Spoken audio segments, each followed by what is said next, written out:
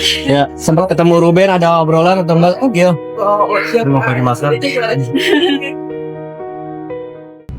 Giorgino Antonio akhirnya boyong Sarwenda keluar dari rumah Ruben. Usai sang pemilik rumah mengungkap sejumlah fakta hingga membuatnya bingung dan stres.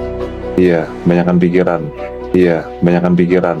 Rasa malu yang tak tertahankan akibat Ruben sang pemilik rumah menyoroti kelakuan Gio dan Sarwenda yang tak pantas hingga netizen akhirnya murka. Diboyong ke rumah sang mama, Sarwenda merasa tak kuat menahan mental yang terus down akibat polemiknya bersama Ruben. Tidak hanya itu saja, tim kuasa hukum Sarwenda mendadak pergi dan tak mau menjadi kuasa hukum Sarwenda lagi. Hal itu membuat Sarwenda kian terpojok. Ditambah lagi kerugian akibat berhenti live dicopot oleh beberapa brand membuat Sarwenda kehilangan pemasukan yang jumlahnya fantastis, yakni menyentuh angka 20 miliar lebih.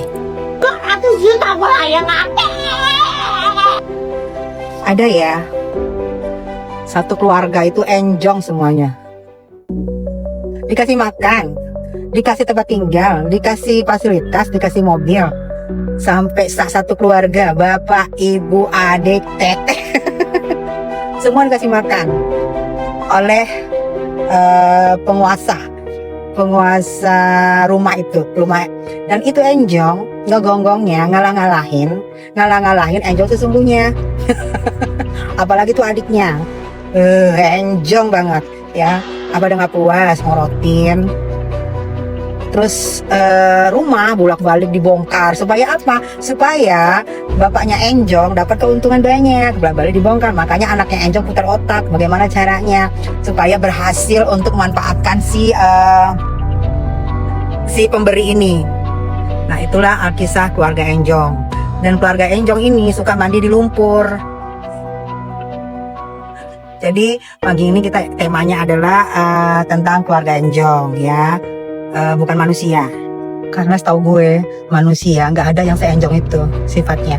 Tak berhenti sampai di situ. Banyak beredar kabar bahwa Gio memilih mundur dari hubungan bersama Sarwenda. Hal tersebut lantaran banyak beredar kabar tentang kaitannya dengan kabar Gunung Kawi. Benarkah Giorgino takut seperti Ruben yang pernah merasakan sakit tanpa penyebab yang jelas dan memilih mundur dari Sarwenda? Kalau senyum berarti mengiyakan ya, Kak Gil. Kalau senyum berarti mengiyakan, Kak Gil. Ini sosok Sarwenda seperti apa, Kak Gil?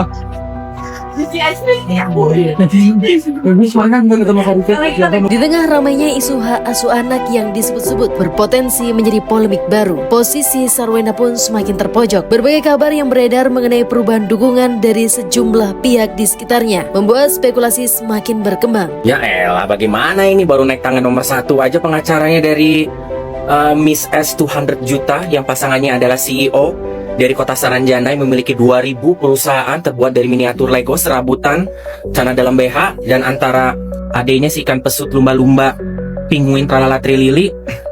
Mundur pengacaranya, ada kesalahan apa nih di antara kalian ini? Kalau ngomongin masalah tentang biaya bayar, udahlah, itu mah udah masalah lalu. Mampu kagak mampunya udah pepet angin ribut, buyang gitu kan, angin kemana bener mana kagaknya, ya kan? Yang jelas mah kalau pengacara benar-benar care sama kasus dan melihat klien yang benar-benar harus dibela, nyicil juga bisa, ya kan? Gua rasanya ada kesalahan dari kliennya. Kalau udah sampai mundur, berarti ada perkara fatal nih.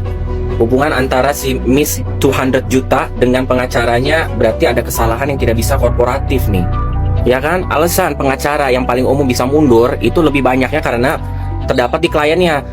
Ya, terjadi pembohongan yang terlalu berangsur dari kliennya, tidak berbicara jujur, jadi pusing kan karena sudah dihadapkan dengan apa yang diklarifikasiin dari pihak dari kliennya, ternyata punya buktinya terus kan, ditangkis akhirnya ribet, ya kan? Gimana nih mau ngebela apa, kagak ada celah-celah salahnya, ya kan?